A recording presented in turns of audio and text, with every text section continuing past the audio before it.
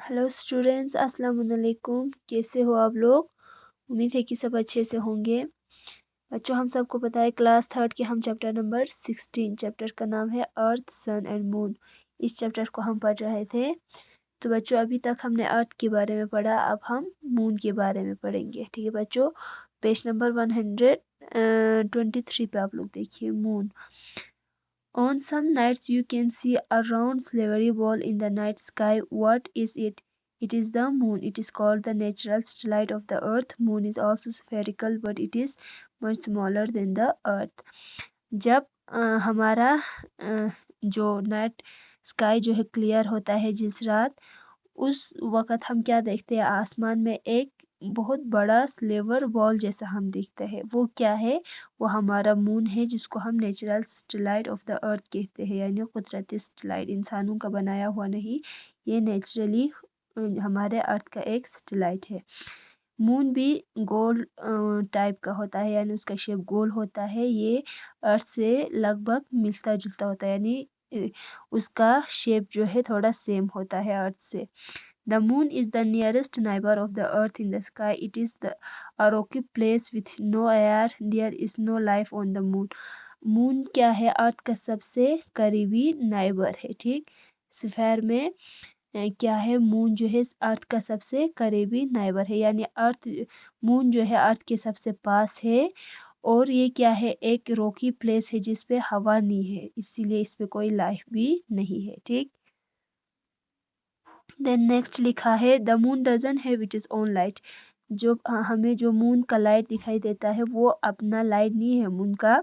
It reflects the light of the sun. We only see the part of the moon that is lit by the sun. ये हमें light कब दिखाई देता है? ये सन की जो लाइट होते हैं वो रिफ्लेक्ट होके हमें दिखाई देता है। ठीक, मून के जितने पार्ट पे सन के लाइट पहुंचते हैं, हमें मून का वही पार्ट ही दिखाई देता है। इसलिए मून का शेप जो है चेंज होते रहते हैं। ठीक, असल में मून का शेप चेंज नहीं होता है, जितना यहाँ पे सन की रोशनी पड़ता है उतना हमें दिखाई देता है। ठीक है बच्चों, different shapes of the moon is visible to us as the position of both the earth and the moon keeps changing. On a full moon day we see the whole of the moon and sometimes you only see part of the moon.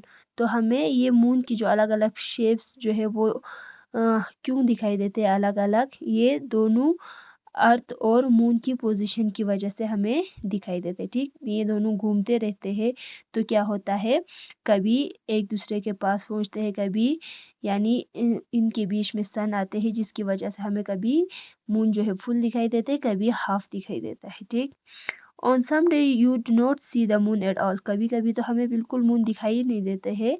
It is called the new moon. उसको हम new moon कहते हैं। This happen when moon comes between the earth and the sun. ये कब होता है? जब सन जो है अर्थ और मून के बीच में आता है, उस वक़्त हमें जो मून जो है वो बिल्कुल दिखाई नहीं देता है। ठीक, सॉरी, जब मून जो है अर्थ और सन के बीच में आता है, उस वक़्त हमें जो है मून दिखाई नहीं देता है। So we on earth do not get to see the moon at it does not get any sunlight from the sun. क्यों? क्योंकि उस वक़्त मून का जो सन का जो लाइट रिफ्लेक्ट होता है वो बिल्कुल नहीं होता है उस समय। ठीक, on some days you see whole of the moon. it is called the full moon. कभी कभी हमें चांद जो है बिल्कुल गोल दिखाई देता है, उस वक़्त वो फुल मून कहलाता है। ठीक, when more than half of the moon is visible it is called the gibbous moon. जब हमें चांद का सिर्फ आधा हिस्सा ही दिखाई देता है, उस वक़्त हम उसे gibbous moon कहते हैं। Sometimes the part of the moon that is visible may have a crescent shape and is called crescent moon. कभी कभी हमें क्रिसेंट शेप में दिखाई देते हैं तो हम उसे क्रिसेंट मून कहते हैं। ठीक है बच्चों, तो ये सब था मून के बारे में। इंशाल्लाह नेक्स्ट क्लास में हम स्टार्स के बारे में पढ़ेंगे। आज हम यहीं तक देखेंगे। अल्लाह हाफिज़।